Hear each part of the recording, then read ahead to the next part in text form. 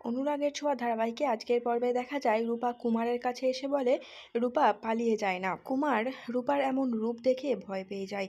কেন কি রূপার মধ্যে স্পষ্ট দেখা যায় লাবণ্যের বৈশিষ্ট্য ফুটে উঠেছে। ওদিকে স্পিকারে রূপার গলা পেয়ে ব্যস্ত হয়ে ওঠে দীপা, বলে আমি এক্ষুনি যাব রূপার কাছে। উর্মি দীপাকে বলে একদম যাবি না তোরা, বাড়াবাড়ি করলেই ওরা বোমা ফাটিয়ে দেবে, তোদের জন্য আমি মরতে পারবো না।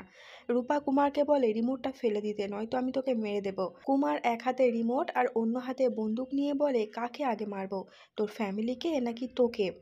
এগুলো পাশ থেকে সবই দেখছিল মিশকা। মিশকা তখন একটা লাঠি নিয়ে কুমারকে আঘাত করে, এতে কুমার মাটিতে পড়ে গেলে হাত থেকে তার বন্দুকটা ছিটকে পড়ে যায়। মিশকা রূপাকে উস্কানি দিতে থাকে যে বন্দুকটা নিয়ে এক্ষুনি কুমারকে গুলি করো। রূপা ভয়ে ভয়ে বন্দুকটা হাতে তুলে নেয়, কিন্তু গুলি করতে পারে না, কারণ সে কাউকে প্রাণে মারতে চায় না। মিশকা ক্যামেরা অন করে আর রূপাকে বলতে থাকে তুমি ওকে মারো, আমি কাউকে বলবো না।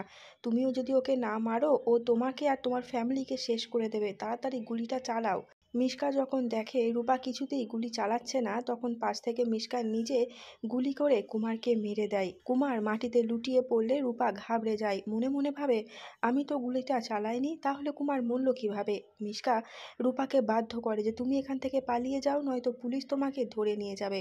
গুলির আওয়াজ শুনে সূর্য ও দীপা এখানে ব্যস্ত হয়ে পড়ে রূপার জন্য। মিশকার কথা শুনে রূপা বাড়ি থেকে পালিয়ে তো যায়, কিন্তু তারপরেও সে ভাবতে থাকে আমি তোকে মারিনি, তাহলে মারলোটাকে?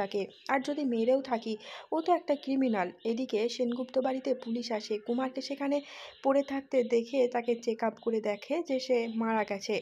অন্যদিকে মিশকাও পালিয়ে যায়। ভিডিওটা এডিট করে এমনভাবে সাজিয়েছে যেটা দেখে মনে হচ্ছে রূপা কুমারকে শ্যুট করেছে। আর ভিডিওটা আপলোড করার সাথে সাথে শেয়ারের মাধ্যমে অনেক মানুষের কাছে পৌঁছে যায়। রূপা ছুটতে ছুটতে অনেক ক্লান্ত হয়ে পড়ে। একটা চায়ের দোকানে এসে দাঁড়াতেই দেখে দুই লোক ওই ভিডিওটা নিয়ে বলাবলি করছে যে কি সাংঘাতিক মেয়ে, একটা মানুষকে খুন করে দিল। ভিডিওটা আড়াল থেকে দেখে ভয় পেয়ে যায় রূপা, ছুটে আসে ঠাকুরের কাছে, প্রার্থনা করতে থাকে আমি এখন কি করব, আমি তো এটা করিনি। একমাত্র মায়ের কাছে গেলেই মা আমাকে বাঁচাতে পারবে। আমি আসছি মা, তুমি আমাকে পুলিশের হাত থেকে বাঁচিয়ে নিও প্লিজ, কারণ খুনটা তো আমি করিনি।